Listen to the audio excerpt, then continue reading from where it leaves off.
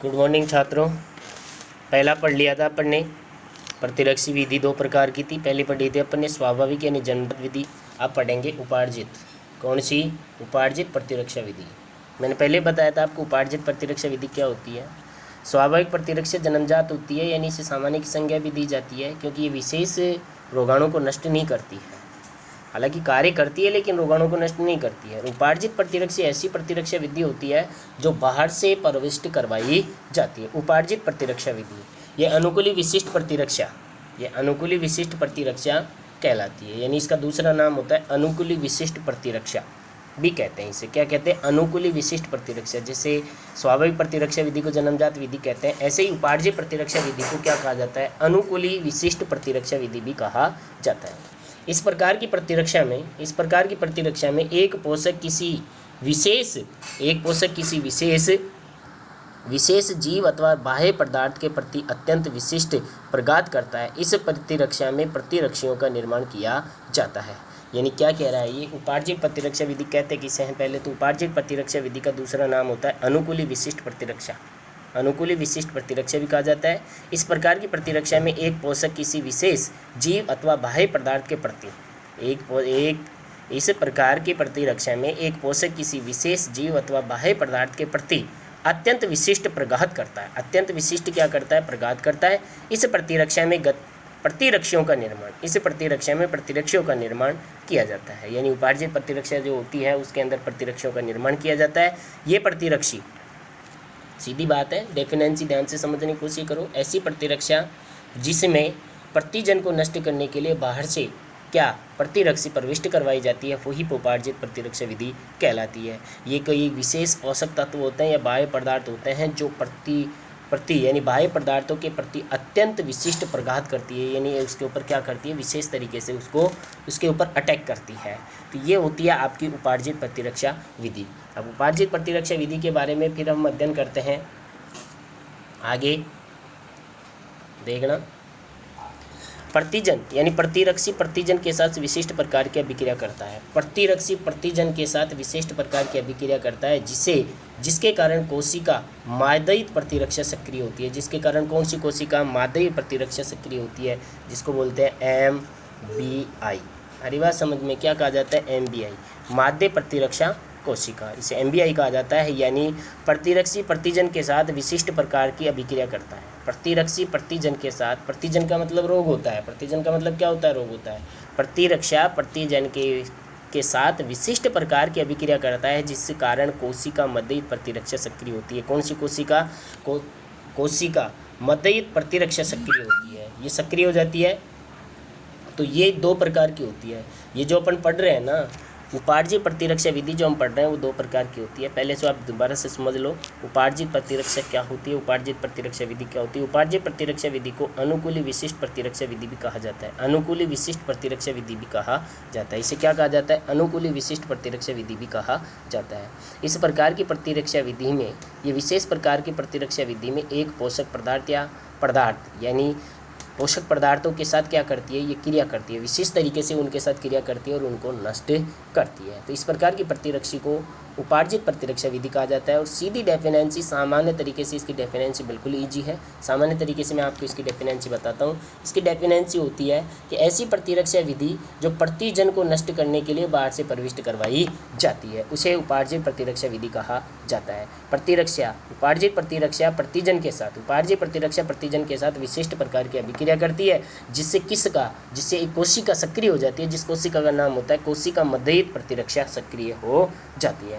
अब ये जो उपार्जित प्रतिरक्षा विधि होती है वो दो प्रकार की होती है, जिसमें सबसे पहले नंबर पे आता है सक्रिय प्रतिरक्षा विधि। कौन सी? सक्रिय प्रतिरक्षा।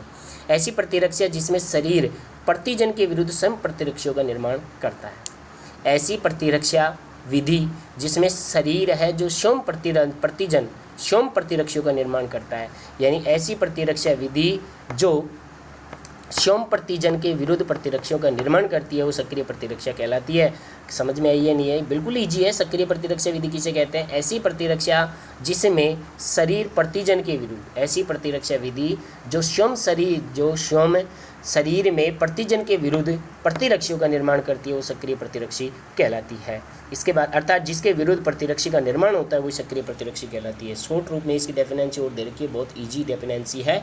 जिसके विरुद्ध प्रतिरक्षियों का निर्माण होता है वो सक्रिय प्रतिरक्षी कहलाती है। जिसके विरुद्ध प्रतिरक्षियों का निर्माण होता है वो सक्रिय प्रतिरक्षी कहलाती है। इसके बाद में आता है निष्क्रिय प्रतिरक्षी।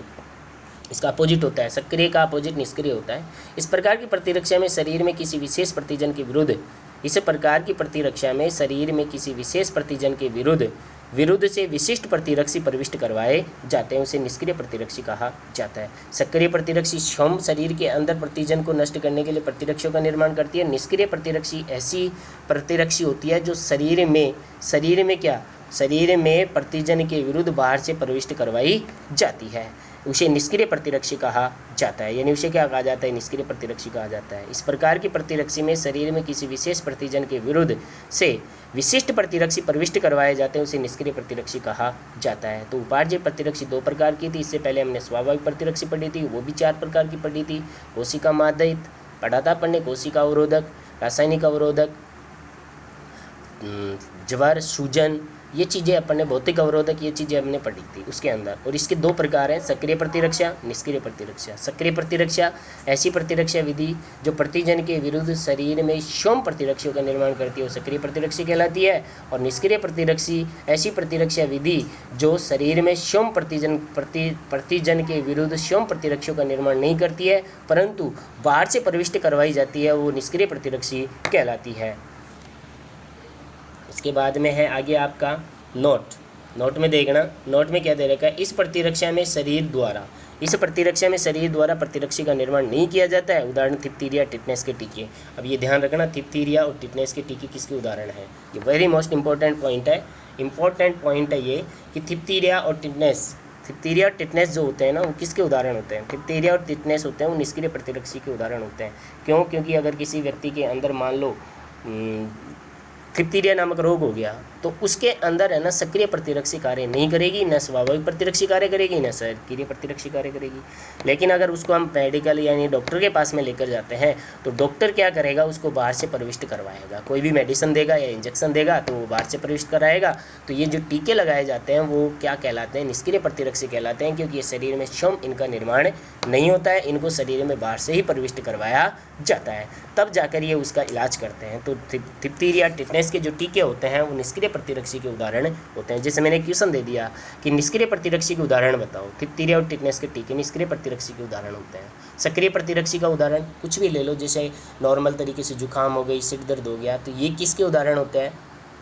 ये होते हैं सक्रिय प्रतिरक्षी के उदाहरण। और आपको पता है ही जन्मजात प्रतिरक्षी होती है, वो शरीर में स्वयं प्रतिजन के विरुद्ध कार्य करती है, विशेष प्रकार से प्रतिजन को नष्ट करने का कार्य नहीं करती है, लेकिन नॉर्मल तरीके से प्रतिजन के विरुद्ध कार्य करती है। इसके बाद में है आपका अगला पॉइंट, ये पॉइंट कंप्लीट हो चुका है, इसका मैं दोबारा रिपीटेशन कर देता हूँ। पहले नंबर पे हमने पढ़ा था क्या? अनुकूली विशिष्ट प्रतिरक्षी है उपार्जित प्रतिरक्षी। उपार्जित प्रतिरक्षी एक ऐसी प्रतिरक्षी विधि होती है जो स्वयं शरीर में प्रतिजन के विरुद्ध प्रतिरक्षियों का निर्माण नहीं करती है, परंतु बाहर से प्रविष्ट करवाई जाती है, जो प्रतिजन के विरुद्ध कार्य करती है। ऐसी प्रतिरक्षी विधि को उपार्जित प्रतिरक्षी विधि कहा जाता है। उपार्जित प्रतिरक्षी विधि 2 प्रकार की होती है। इससे पहले थोड़ा सा मैं बता देता हूँ। प्रतिरक्षी एक कोशिका का निर्माण होता है, MBI कोशिका, यानी क्या? कोशिका मध्यहित प्रतिरक्षी सक्रिय हो जाती है। तो इसका निर्माण कब होता है? प्रतिरक्षी प्रतिजन के साथ विशेष रूप से किसका? प्रतिरक्षियों का निर्माण करती है, जिससे कोशिका माध्यहित प्रतिरक्षी सक्रिय हो जाती है। तो ये कोशिकाएं 2 प्रकार की होती हैं, अर्थात कौन सी?